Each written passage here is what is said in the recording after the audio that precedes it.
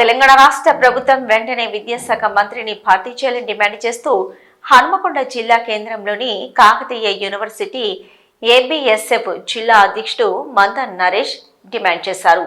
ఈ సందర్భంగా సీఎం రేవంత్ రెడ్డి దిష్టిబొమ్మను దహనం చేశారు. అనంతరం మాట్లాడుతూ కాంగ్రెస్ ప్రభుత్వం ఏర్పడి సంవత్సర కాలం పూర్తయిన విద్యాశాఖకు మంత్రిని ఎందుకు కేటాయించలేదని ప్రభుత్వాన్ని ప్రశ్నించారు. స్పందించాలి రాష్ట్ర ముఖ్యమంత్రి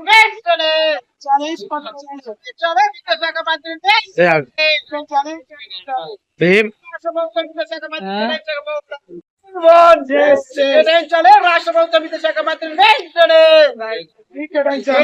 రాష్ట్ర ప్రభుత్వ విద్యాశాఖ మంత్రి రాష్ట్ర ప్రభుత్వ విద్యాశాఖ మంత్రి విద్యాశాఖ మంత్రి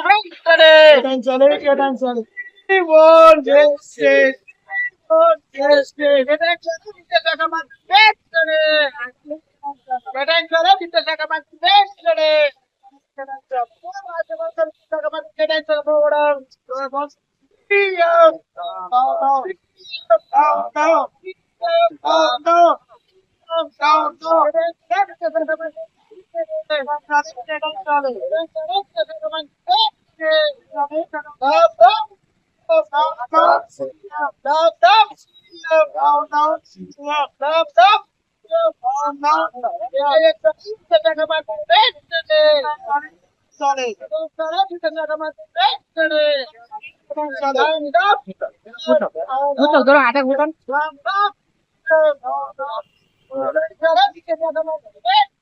ముఖ్యమంత్రి సీఎం రేవంత్ రెడ్డి గారు ఇప్పటి వరకు విద్యాశాఖ మంత్రి కేటాయించకుండా విద్యార్థులు పూర్తిగా అన్యాయం చేయడాన్ని నిరసిస్తూ కాకతీయ యూనివర్సిటీ సెకండ్ గేట్ దగ్గర ప్రభుత్వ దిశమ్మ ఏపీఎస్ వద్దలో సంతం చేయడం జరిగింది.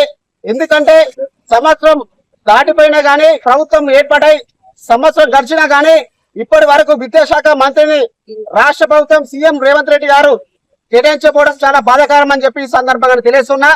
అయ్యే సీఎం రేవంత్ రెడ్డి గారు, మీరు మీ ప్రభుత్వం ఏర్పాటు కాకముందుతో తెలంగాణ రాష్ట్రంలో మీరు విద్యార్థుల పక్షం ఉంటాం, నిరుద్యోగుల పక్షం ఉంటాం, యువకుల పక్షం ఉంటాం అని చెప్పి మీరు మాట ఇవ్వడం జరిగింది. మాట ఇస్తే విద్యార్థి లోకమంతా మిమ్మల్ని నమ్మి మీ కాంగ్రెస్ పార్టీకి ఓటేస్తే ఈ రోజు మీరు ముఖ్యమంత్రిగా కావడం జరిగిందని చెప్పి సందర్భంగా తెలియస్తున్నా. మీరు ముఖ్యమంత్రి అయినాక ఎందుకు మరి విద్యార్థుల పక్షం ఉండట్లేదు, ఎందుకు నిరుద్యోగుల పక్షాన ఉండట్లేదు అని చెప్పి నేను తెలియజేస్తా ఉన్నా. మీకు ఓటేసిన విద్యార్థులకు పూర్తిగా మోసం చేయడం చాలా బాధాకరం, సిగ్గుచేట అని చెప్పి సందర్భంగా తెలుస్తున్నా. ఇక్కడ తెలంగాణ రాష్ట్రంలో ఏ ప్రభుత్వం ఏర్పడైనా కానీ విద్యాశాఖ మంత్రి కేటాయించి విద్యార్థులకు న్యాయం జరిగిన చరిత్ర ఈ తెలంగాణ రాష్ట్రంలో ఉంది. మరి ఇప్పటి వరకు గతంలో బీఆర్ఎస్ ప్రభుత్వం కూడా 2 సార్లు తెలంగాణలో అధికారం వచ్చినప్పుడు కూడా విద్యాశాఖ మంత్రి కేటాయించి విద్యార్థులకు న్యాయం జరిగిన చరిత్ర బీఆర్ఎస్ పార్టీకి ఉందని చెప్పి సందర్భంగా తెలుస్తున్నా. మరి మిమ్మల్ని నమ్మి మేము మీకు ఓటేసి మిమ్మల్ని నమ్మి ఓటేస్తే మాకు మీరు ఎందుకు మోసం చేసిండు, మా విద్యార్థుల సమస్యలు ఎవరు చెప్పుకోవాలి, ఏ మంత్రి చెప్పుకోవాలని చెప్పి మేము అడుగుతా ఉన్నాం. ఎమ్మెల్యే చెప్పుకుంటే ఎమ్మెల్యే స్పందించలేదు.